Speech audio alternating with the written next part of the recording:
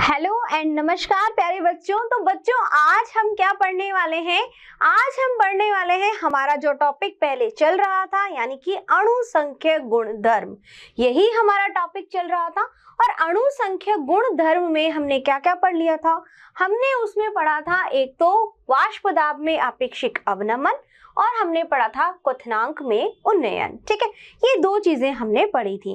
अब हमने कहा इसमें कि अणुसंख्यक गुणधर्म वो गुणधर्म होते हैं जो कि किस पे निर्भर कर रहे हैं, यानी कि विलयन में वह गुण जो कि उसके पदार्थों की संख्या पर निर्भर करता है, यानी अणुओं की संख्या पर निर्भर करता है, ना कि उसकी प्रकृति पर। यानी उससे कोई फर्क नहीं पड़ता है कि आपने कौन सा विलेय या विलायक लिया है, उसमें फर्क पड़ता है कि कितने नंबर ऑफ पार्टिकल्स यानी कितने कण वहां पर उपस्थित है। तो अणुओं की संख्या पर निर्भर करने वाले गुणों को हमने कहा अणुसंख्यक गुणधर्म। ठीक है, अब इसमें हमने चार प्रकार हमें पढ़ना था। चारों प्रकार में से हमने दो तरह के गुण जो है वो पढ़ लिए थे। अब बाकी दो गुण हमारे कौन से बचे हुए हैं, हम उनके बारे में ही जानेंगे और समझेंगे। ठीक है बच्चों, तो शुरुआत करते हैं हमारे इन गुणों की जो हमारा बाकी रह गया था। तो इसमें आज हम पढ़ेंगे बच्चों हिमांक का अवनमन। ठीक है, क्या मतलब हुआ हिमांक का अवनमन से, ये जानेंगे हम आज। देखो, अवनमन मैं पहले ही आपको बता चुकी हूं कि क्या मतलब है, कमी। उन्नयन मतलब वृद्धि। तो यहाँ पर हिमांक का अवनमन पढ़ेंगे। ठीक है, तो सबसे पहले जैसे कि हम पढ़ते आ रहे हैं, क्या जानेंगे, इसकी परिभाषा क्या है। ठीक है, देखिए, किसी द्रव का वह ताप जिस पर ठोस और द्रव दोनों अवस्थाओं का वाष्प दाब बराबर हो जाता है, द्रव का हिमांक कहलाता है। सबसे बड़ी बात है कि किसी द्रव का वह ताप जिस पर ठोस और द्रव दोनों अवस्थाओं का वाष्प दाब कैसा हो जाए, बराबर। यानी कि जो द्रव है वो किस में परिवर्तित हो रहा है, ठोस में। ठीक है, तो अब उस केस में उसको कहते हैं द्रव का हिमांक। क्या कहते हैं, द्रव का हिमांक। ठीक है, यानी द्रव किस में परिवर्तित हो रहा है, ठोस में। अब देखो नेक्स्ट आता है, जब किसी अवाष्पशील व वैद्युत अनपघट्य पदार्थ को किसी विलायक में घोलते हैं तो विलयन का वाष्प दाब विलायक से कम हो जाता है। जैसा कि हम पढ़ चुके हैं, यही तो हम पढ़ते आ रहे हैं कि किसी भी ठोस पदार्थ को हमने क्या किया, हमने ठोस पदार्थ को द्रव में मिलाया। यही तो, क्या द्रव हमारा था वाष्पशील और ठोस हमारा है अवाष्पशील, और जिसकी वजह से हमने ये देखा कि वाष्प दाब जो है वो क्या हो रहा है, कम। यानी कि विलायक की तुलना में विलयन का वाष्प दाब कम हो जाता है। क्यों कम हो जाता है? क्योंकि वहां पर जो कण आ गए हैं वो अवाष्पशील पदार्थ के हैं, है ना। तो इस वजह से वहां पर जो पहले वाष्प बन रही थी वो कम हो गई है। तो वाष्प दाब कम हो गया। किसका कम हो गया है? विलयन का। तो यहाँ पर जब किसी अवाष्पशील या वैद्युत अनपघट्य पदार्थ को विलायक में मिलाया जाता है तो विलयन का वाष्प दाब जो है विलायक से कम हो जाता है। ये तो हम जान चुके हैं, समझ चुके हैं अच्छी तरह से इस बात को। अब बात आती है कि हिमांक का अवनमन होता क्या है। अतः विलयन विलायक से कम ताप पर जमता है, अर्थात विलयन का हिमांक विलायक से कम हो जाता है, और हिमांक में इसी कमी को हम हिमांक का अवनमन कहते हैं। ये तो बात हुई थ्योरेटिकल, यानी थ्योरेटिकल तो हमें पता चल गया कि हिमांक क्या होता है ना। और हिमांक का अवनमन मतलब हिमांक में आ गई कमी, आ गई। ठीक है, क्यों कमी आ गई? क्योंकि वाष्प दाब जो है वो कम हो गया।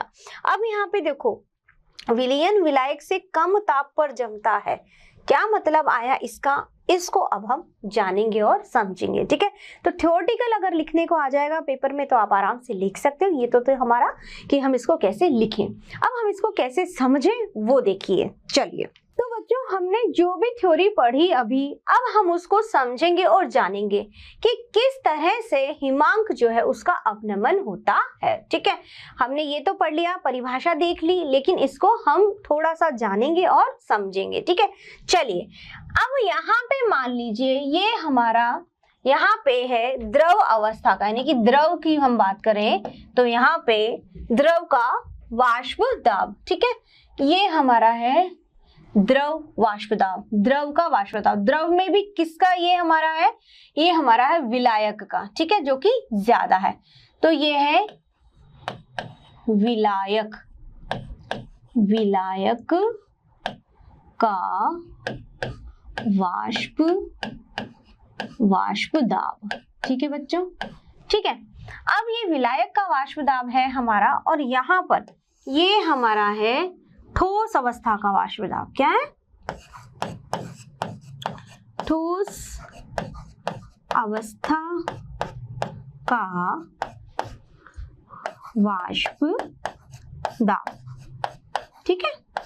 अब यहाँ पर ये विलायक का वाष्प दाब यानी कि हम कह सकते हैं द्रव, है ना, द्रव का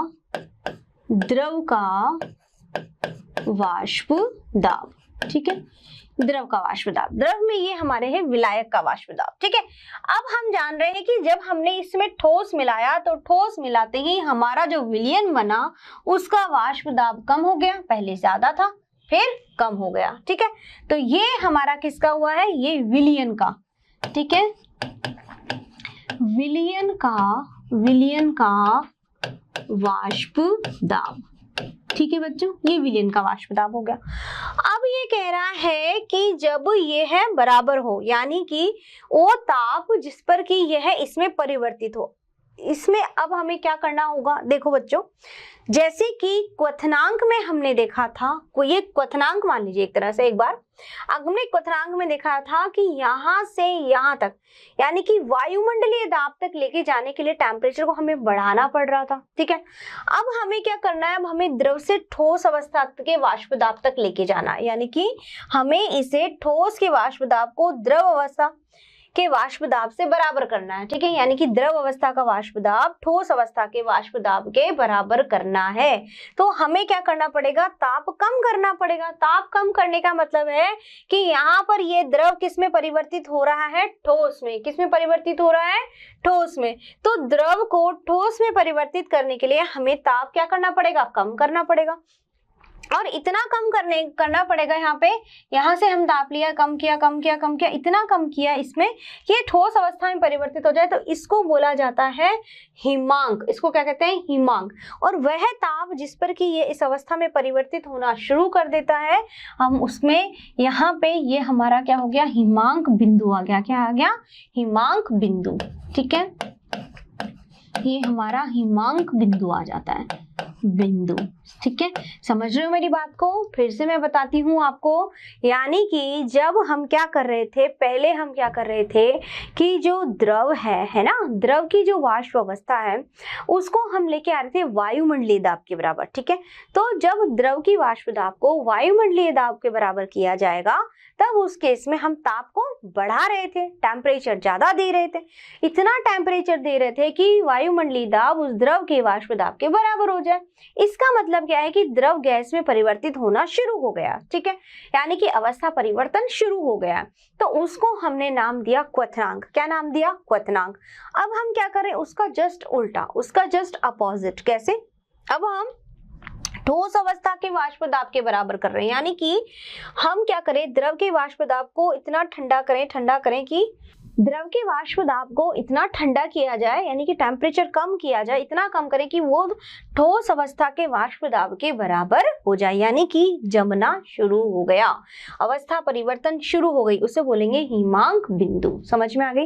यानी कि जब हम टेम्परेचर बढ़ाते हैं, द्रव से गैस में परिवर्तित कर रहे हैं तो क्वथनांक बिंदु, जब हम वापस द्रव से ठोस में परिवर्तित कर रहे हैं तो हमें टेम्परेचर कम करना पड़ रहा है ना, तो उतना टेम्परेचर कम करेंगे कि वो ठोस अवस्था में परिवर्तित हो जाए, तो वो क्या है, उसका हिमांक बिंदु। अब हमने क्या देखा था कि विलायक का वाष्प दाब ज्यादा है, तो विलायक के वाष्प दाब के लिए हमें जब टेम्परेचर कम करना पड़ेगा तो मुझे ज्यादा टेम्परेचर देना पड़ रहा है इसको ठंडा करने के लिए, यानी कि ये क्या है, TF0। TF नॉट हुआ क्योंकि शुद्ध विलायक है, इसमें कोई किसी का इन्वॉल्वमेंट नहीं है, तो इसके लिए क्या हुआ, हिमांक बिंदु TF नॉट। वहीं पर जब हमने देखा विलयन का वाष्प दाब, हमें पता है जब हमने इसमें नमक मिला दिया, अवाष्पशील ठोस हमने इसमें मिला दिया, जब उसके इसमें वाष्प दाब जो है वो कम हो गया है, ठीक है। अब वाष्प दाब जब कम हो गया है तो इसको ठोस अवस्था के वाष्प दाब तक लाने के लिए इतना टेम्परेचर कम करें कि इसके बराबर हो जाए, तो इसके लिए होगा वो क्या होगा, TF। क्या होगा, TF। अब आप इन दोनों को देख करके बताइए कि किसके लिए तापमान जो है वो हम जब कम कर रहे हैं, है ना, तो ज्यादा वैल्यू किसके लिए आ रही है, हमारे TF नॉट के लिए। TF नॉट ज्यादा यानी यहाँ से यहाँ तक दे रहे, तो ताप हमें ठंडा करने के लिए कम ताप जो है दे रहे हैं, हम ठंडा कर रहे हैं, इसको तापो ठंडा कर रहे हैं, ठंडा कर रहे हैं, तो इसके लिए मान ज्यादा आ रहा है और जबकि इसके लिए मान कम आ रहा है ना। तो कहने का मतलब ये है कि क्वथनांक में तो क्या किया जाता है, द्रव अवस्था को गैसीय अवस्था में परिवर्तित करने के लिए वाष्प दाब को वायुमंडलीय दाब के बराबर करते हैं, ठीक है। और यहाँ पर हिमांक में हम क्या करें, द्रव के वाष्प दाब को ठोस अवस्था के वाष्प दाब के बराबर करने के लिए ताप को यहाँ पर कम किया जा रहा है। वहां बढ़ा रहे थे ताप, यहाँ ताप को हम कम कर रहे हैं। तो सबसे ज्यादा दोनों में जब हमने तुलना करी, कंपैरिजन किया, तो हमने देखा कि विलायक का वाष्प दाब ज्यादा है और विलयन का वाष्प दाब कम है। तो कम वाष्प दाब है तो हम इसको टेम्परेचर देंगे तो ये फटाफट से किस में आ जाएगा, ठोस अवस्था के वाष्प दाब में परिवर्तित हो जाएगा।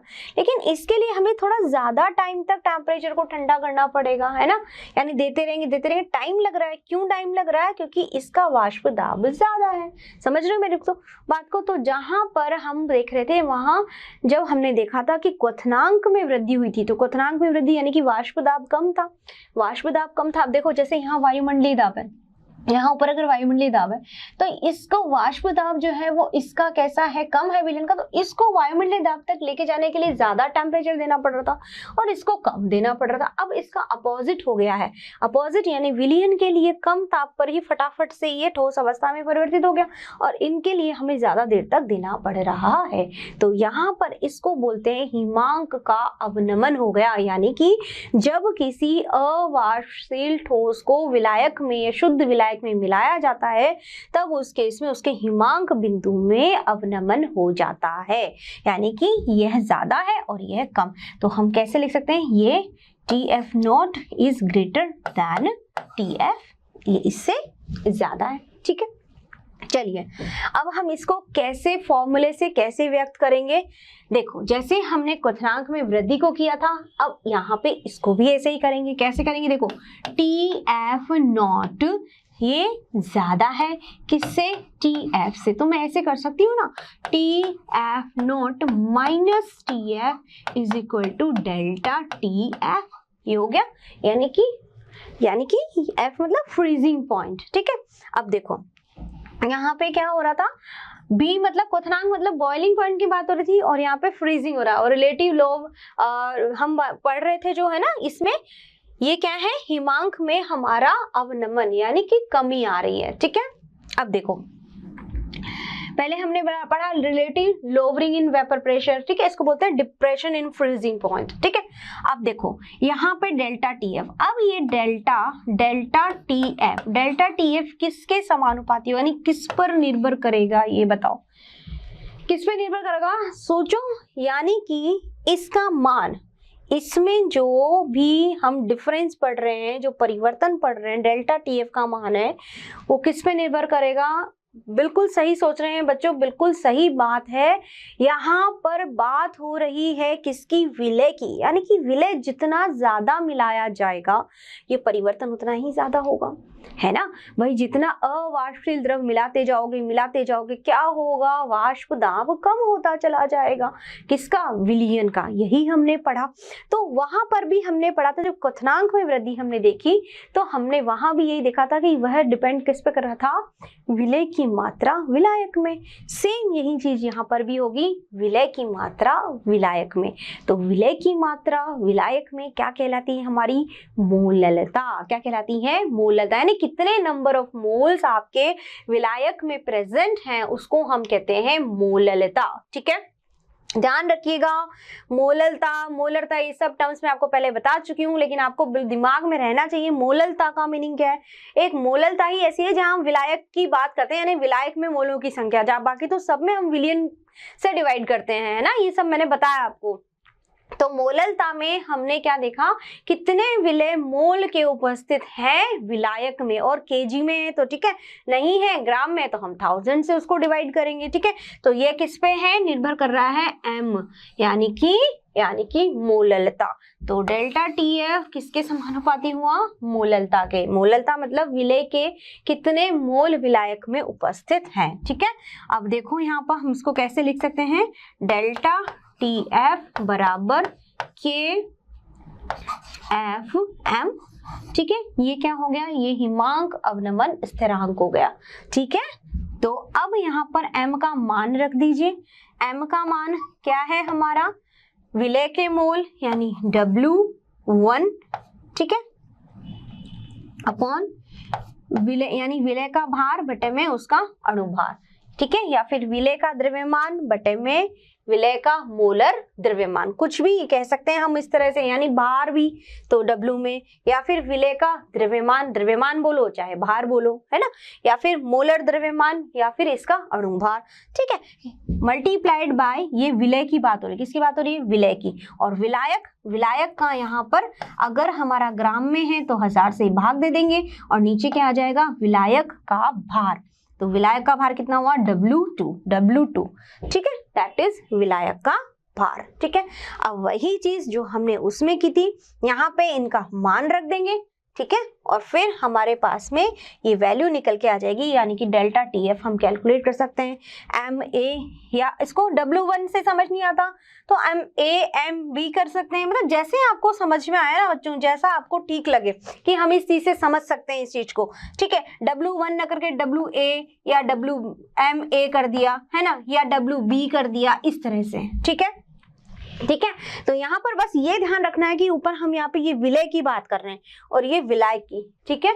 तो विलय हमारा यहाँ पे ये है, और विलय के लिए यहाँ पर हमने क्या निकाला है, मोल। मोल निकालने का फॉर्मूला हमें पता है, क्या पता है, विलय का भार बटे में अणुभार, है ना। तो विलय का भार बटे में अणुभार, या विलय का द्रव्यमान बटे में मोलर द्रव्यमान, ठीक है, इनटू 1000 बाय WB, यानी कि ये विलायक का भार है, किसका भार है, विलायक का, और ग्राम में है तो हमने इसे 1000 से भाग दे दिया। तो इस तरह से ये हमारे पास में पूरी वैल्यू निकल करके इसकी आ गई है, ठीक है बच्चों।